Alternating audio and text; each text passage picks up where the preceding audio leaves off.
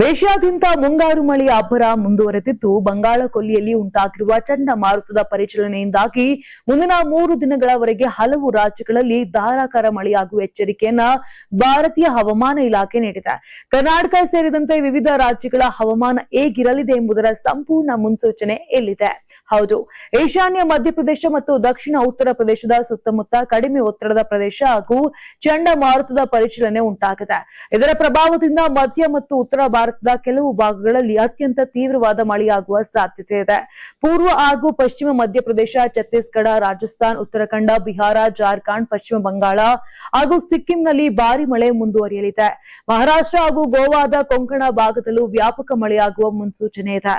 ರಾಷ್ಟ್ರೀಯ ರಾಜಧಾನಿ ದೆಹಲಿಯಲ್ಲಿ ಮಳೆಯ ಅಬ್ಬರ ಸ್ವಲ್ಪ ತಗ್ಗಿದ್ದು, ಮೋಡ ಕವಿದ ವಾತಾವರಣದ ಜೊತೆಗೆ ಕೆಲವೆಡೆ ಹಗುರ ಮಳೆಯಾಗುವ ನಿರೀಕ್ಷೆ ಇದೆ.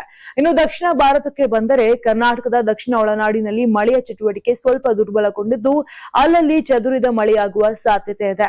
ಆದರೆ ಕರಾವಳಿ ಭಾಗದಲ್ಲಿ ವ್ಯಾಪಕ ಮಳೆಯ ಮುನ್ಸೂಚನೆ ಇದೆ. ಕಳೆದ 24 ಗಂಟೆಗಳಲ್ಲಿ ಕೊಡಗಿನ ಭಾಗಮಂಡಲದಲ್ಲಿ ಬರೋಬ್ಬರಿ 15 ಸೆಂಟಿಮೀಟರ್ ಮಳೆಯಾಗಿದೆ.